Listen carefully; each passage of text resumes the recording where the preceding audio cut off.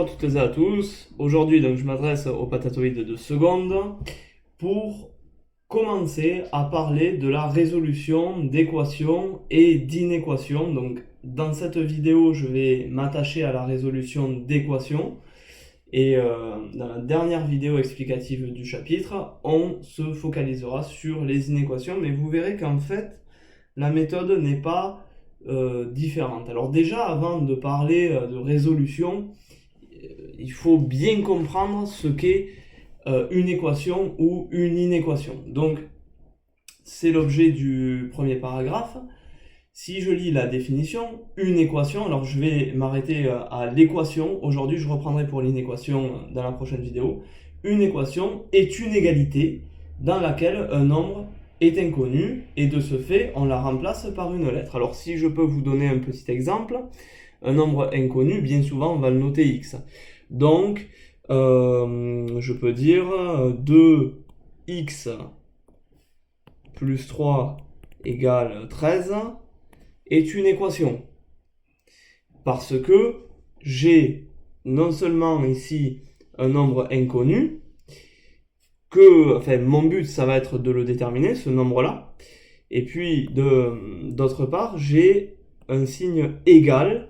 Et donc, égal, ça commence comme équation. Donc, à chaque fois que vous aurez un nombre inconnu et un égal, c'est une équation. Alors, ce nombre inconnu, eh bien, il va falloir le trouver. Et c'est l'objet d'une résolution d'une équation, c'est trouver toutes les valeurs par lesquelles on peut remplacer l'inconnu pour que l'égalité soit vraie. Et ces valeurs qui vérifient l'égalité, c'est ce qu'on appelle des solutions. Alors, bien souvent, on peut trouver des solutions de tête. Par exemple, là, je me dis, bon ben voilà, si j'avais une case vide, c'est comme si j'avais deux fois un nombre, d'accord? Le x, je peux le remplacer par un point d'interrogation, plus 3 égale 13. Là, dans notre tendre enfance, on a tous eu des petites égalités, entre guillemets, c'est un faux terme, mais des petites égalités à trous comme ça, à résoudre, même pendant le confinement. J'ai vu beaucoup d'énigmes mathématiques qui se baser sur ce type de résolution. Donc ça vous fait pas peur quand il y a un point d'interrogation. Donc quand il y a un x, c'est pareil, c'est la valeur à trouver. Alors là, 2 fois quelque chose plus 3 égale 13. De tête, je peux me dire, ouais, alors, pour me rapprocher de 13, 2 fois quoi? 2 fois 4, 5, 6. Voilà, je vais tenter. 2 fois 5 plus 3. Et j'ai vu que dans mes priorités, c'est la multiplication en premier. Donc 2 fois 5, 10, plus 3, 13. Ça veut dire donc que si je remplace x par 5, j'obtiens bien le nombre 13. Et ce qui signifie que le nombre 5 est une solution. Donc là, alors, il y a une double... il y a un double franchissement d'obstacles, on va dire. Mentalement, j'ai pu trouver la solution, ce ne sera pas toujours le cas. Et 2, ayez bien conscience qu'on n'a pas trouvé, alors j'ai mal dit, j'ai trouvé la solution. J'aurais dû dire, on a trouvé une solution, et en procédant par test, on n'est pas sûr que cette solution soit la seule. Il peut y en avoir une autre qui se cache derrière. Du coup, l'objet de la vidéo d'aujourd'hui, c'est de vous montrer comment on résout une équation de manière à trouver à chaque fois toutes les solutions. Alors, on va aujourd'hui se baser sur des équations relativement simples. Et comment on va résoudre ces équations? Bien, c'est la règle de la balance qui va nous guider. Donc, dans une équation, si l'on change quelque chose dans le membre de gauche, on doit faire la même chose dans le membre de droite pour équilibrer. Alors, c'est quoi le membre de gauche? C'est quoi le membre de droite? Si je reprends mon équation de départ, 2x plus 3 égale 13, ceci là, que je mets en bleu, c'est le membre de gauche, c'est ce qui est à gauche du signe égal. Le signe égal, c'est la frontière. Et ceci, c'est le membre de droite. Et que veut dire ma règle de la balance?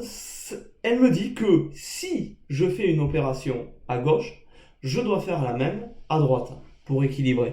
Donc c'est-à-dire s'il me prend l'envie de faire ici plus 10, eh bien pour avoir une équation équivalente, il faut que je fasse aussi plus 10. Donc ça signifierait que j'aurais comme équation, alors le 10, là vous voyez, il ne comporte pas de x. Donc il va venir se mélanger avec le plus 3. Donc ça me donnerait 2x. Alors, plus 3 plus 10, ça me donnerait plus 13. Je vais le mettre en couleur parce qu'il change. Voilà. Égal 13 plus 10. 23. Et alors, vous allez me dire, ouais, mais c'est pas du tout la même équation. Eh bien, c'est vrai, mais ce sont deux équations équivalentes, parce qu'on a fait la même chose à gauche et à droite, et en réalité, deux équations équivalentes, ce sont des équations qui, pour le coup, vont avoir exactement les mêmes solutions. C'est-à-dire que si je reteste, pour vous montrer, on avait trouvé 5 ici comme solution, c'en était une. Est-ce que 5 est une solution pour la deuxième? Je vais tester. 2 fois 5 plus 13, 2 fois 5, 10, plus 13, 23. Je retrouve bien le 23 qui est ici. Donc ça veut dire que 5 est aussi solution. Et en réalité, si je trouvais toutes les solutions de la première, ce seraient exactement les mêmes que les solutions de la deuxième. Donc à retenir, quand on fait la même opération à gauche et à droite dans une équation, on obtient des équations équivalentes, hors opération un peu bâtarde du style multiplication par 0 par exemple. Mais quand on fait des opérations non triviales, on obtient deux équations équivalentes.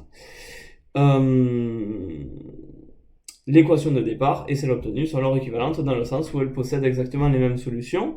Et pour la troisième partie de la règle de la balance, je ne la lirai pas aujourd'hui parce que c'est uniquement dans le cas d'une inéquation, donc on va laisser décanter un peu les savoirs sur les équations avant de se lancer dans la troisième partie.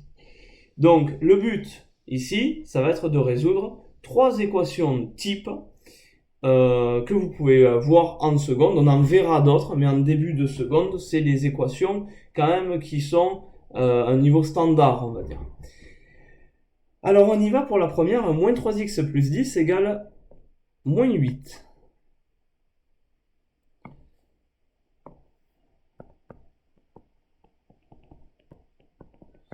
Donc moi, en fait, ce que je veux, c'est faire du rangement, du tri. C'est comme quand vous rangez votre chambre. J'espère que vous la rangez. Moi, vous savez, je suis assez ordonné.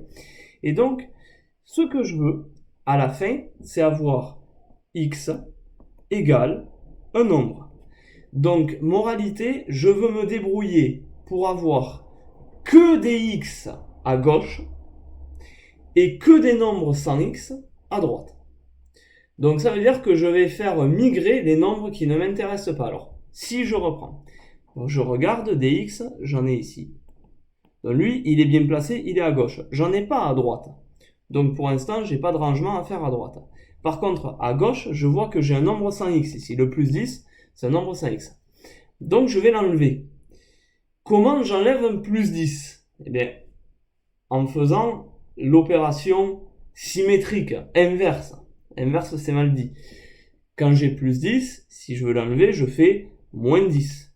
Si j'avais eu moins 10, j'aurais fait plus 10. Sauf que, si je le fais à droite, à gauche, pardon, il faut le faire à droite. Donc comme j'ai fait moins 10 ici, je vais faire moins 10 ici. Donc ça me fait quoi? Ça me fait le moins 10, il n'y a pas de x, donc lui il reste inchangé. Moins 3x. Plus 10, moins 10, on va avoir une petite simplification, donc il ne va rien me rester du tout. Donc c'est le but de la manœuvre. Égale moins 8, moins 10. Je perds 8 euros, je repère 10 euros. Donc là, faites attention. Donc j'ai perdu 18 euros. Ne me dites pas, j'ai perdu 2 euros. Là, on est content. On a moins 3x égale moins 18. Bon, moi quand même, ce que je veux, c'est ça. C'est avoir uniquement du x. Donc le moins 3 qui est ici, il va falloir que je l'enlève. Alors, attention, on ne va pas y aller comme des bourrins. Posez-vous la question, quelle est l'opération que j'ai entre le moins 3 et le x? C'est une multiplication. Donc, pour contrer une multiplication, qu'est-ce qu'on fait? On divise. Donc, si j'ai moins 3 fois trop, eh bien, il va falloir que je divise par moins 3, et je vais le faire des deux côtés. Et du coup, les deux moins 3 vont se compenser ici, c'est le but encore de la manœuvre, donc il va me rester simplement du x, c'est ce que je voulais, égale moins 18 divisé par moins 3. Alors, moins par moins plus, ça c'est fait. Dans 18, combien de fois 3? 6. Donc, x égale 6. Et là, vous voyez, je n'ai trouvé qu'une seule valeur possible pour x. Ça veut donc dire que 6 est la solution. Quand je dis là, ça veut dire l'unique. de l'équation. Et arrivé là, ce que vous pouvez faire, hop, vous prenez votre partie de droite, et tout simplement, vous allez reprendre votre équation en remplaçant x par 6. Donc on y va. Moins 3 fois 6 plus 10 égale moins 3 fois 6 moins 18 plus 10. J'ai perdu 18 €, j'en gagne 10. J'en ai quand même perdu. Moins 8. Et regardez ce que j'obtiens là.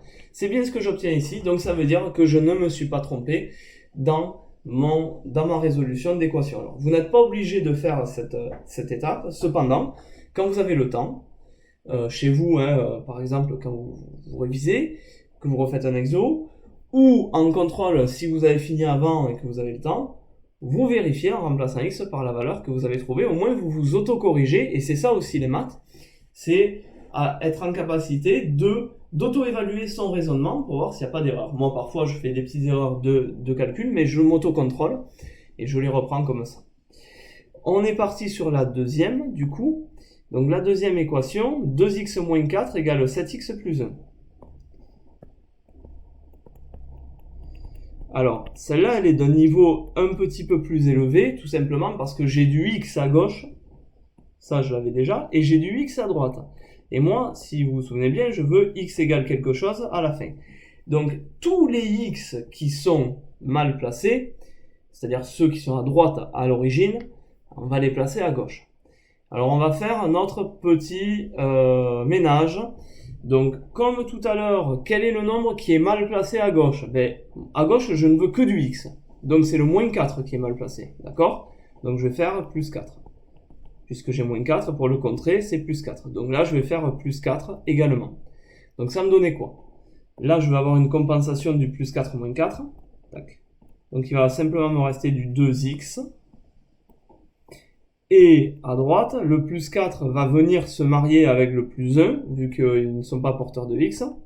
Donc il va me rester mon 7x, et ensuite plus 1 plus 4, plus 5. Alors là, qu'est-ce que je constate? Je constate que, à gauche, je n'ai que du x. Donc à gauche, tout va bien. À droite, il ne me faut pas de x, je les veux tous à gauche. Donc j'ai ce 7x là qui m'embête. Alors je vous pose la question. Imaginez que vous n'avez pas le x ici.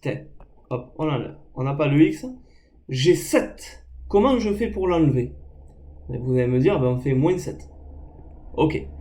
Donc, si j'ai 7x, comment je fais pour l'enlever? Je fais moins 7x.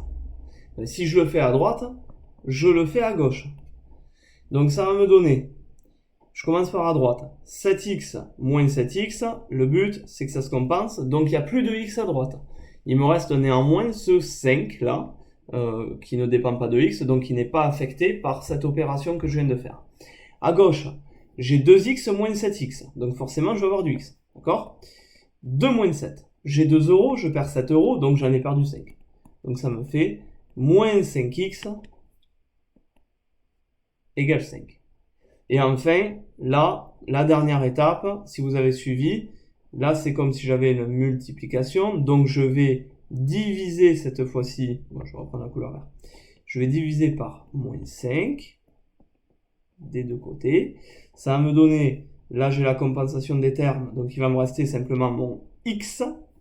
Je vais mettre un petit peu plus haut. Tac. Égale 5 divisé par moins 5. Voilà, c'est comme si j'avais un plus. Donc, plus par moins, moins. Dans 5, combien de fois 5? 1. Donc ça signifie que moins 1 est l'unique solution ou la solution de l'équation. Qu'est-ce que je fais à partir de là?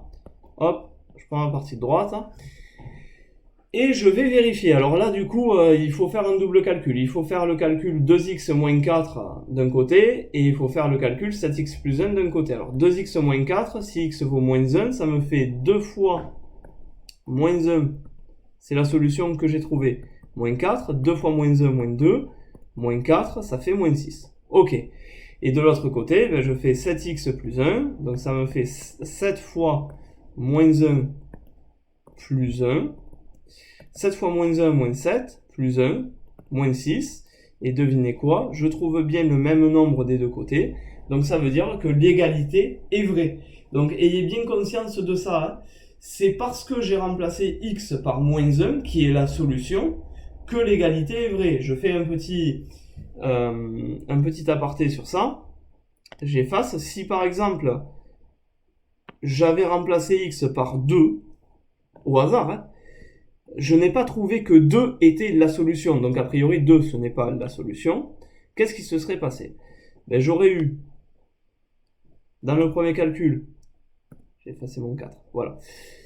2 fois 2, 4, moins 4, 0 dans le premier calcul. Et dans le deuxième calcul, 7 fois 2, 14, plus 1, 15. Et qu'est-ce que j'ai? Ben là, j'ai obtenu 0, là, j'ai obtenu 15. Ce n'est pas la même chose. Donc, l'égalité n'est pas vraie pour x égale 2. D'accord? Trouver les solutions d'une équation, c'est trouver les valeurs par lesquelles on remplace x pour que l'égalité soit vraiment vérifiée. D'accord? Ayez bien conscience de ça. Donc, ça veut dire que si vous avez fait une erreur ici, vous ne trouverez pas la même chose lors de votre vérification. Dernière équation qui demande un petit peu de savoir-faire. En réalité, il faut l'avoir vu une fois pour comprendre ce qui se passe. 2x plus 1 facteur de 6 moins x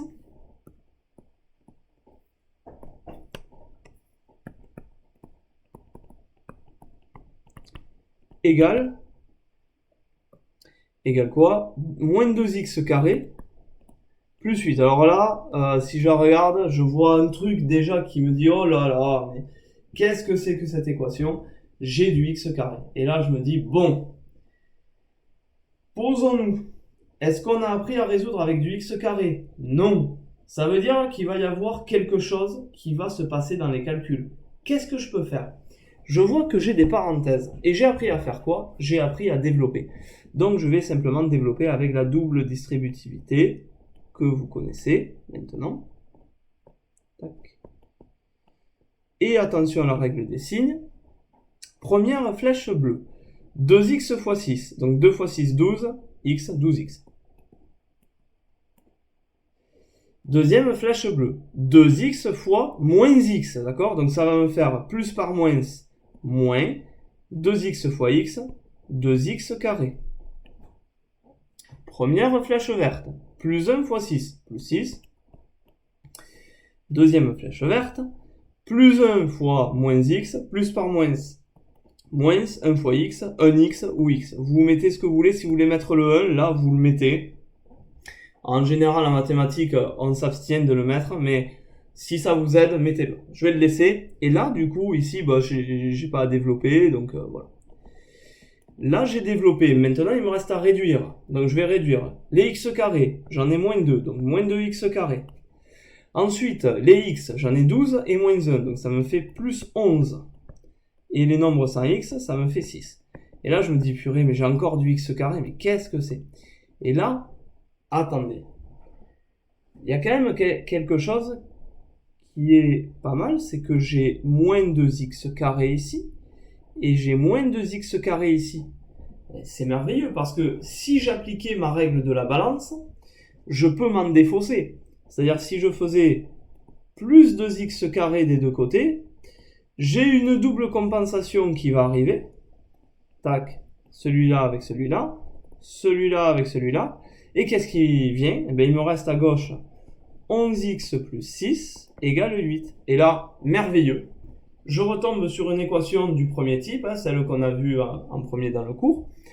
Et je fais mon petit tri. Donc, qu'est-ce qui n'est pas à sa place à gauche? Ben, c'est le plus 6, vu que je veux que du x à gauche. Donc, je vais faire moins 6 des deux côtés. Qu'est-ce que ça me donne? Donc là, j'ai la compensation. Ça me fait 11x à gauche égale 8 moins 6, 2.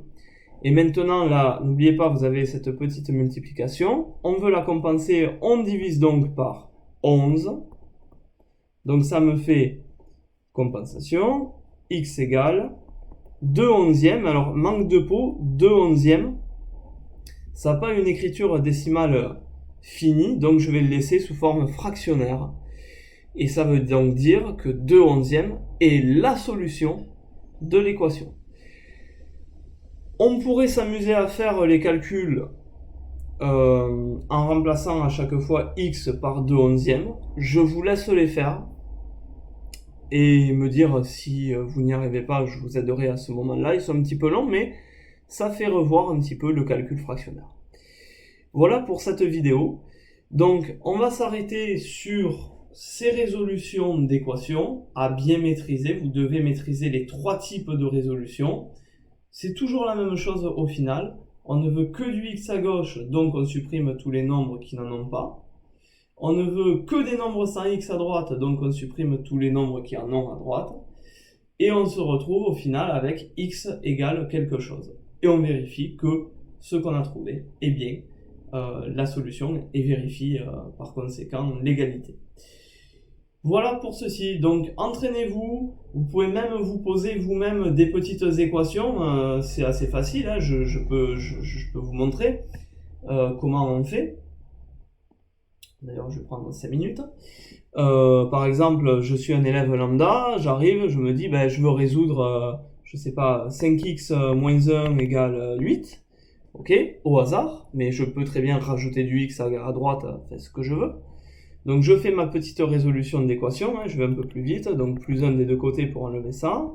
Donc 5x égale 8 plus 1, 9.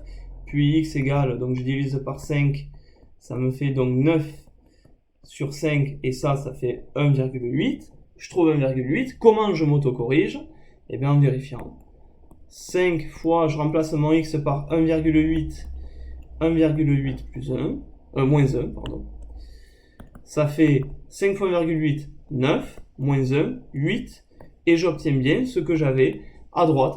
Donc vous voyez là, je me suis moi-même imposé une équation à résoudre, et j'ai pu vérifier si ce que j'avais fait était cohérent ou pas. Donc ça m'a pris 1 minute à expliquer, donc vous, ça ne vous prendra pas beaucoup plus de temps. Entraînez-vous, faites-vous 2-3 équations par jour, comme ça, histoire de bien pratiquer, jusqu'à ce que vous ayez vraiment de la fluidité dans les calculs, et surtout, pas d'erreur, ni de signes, ni de petits calculs, voilà. Je vous souhaite de bien travailler, et on se dit à très vite.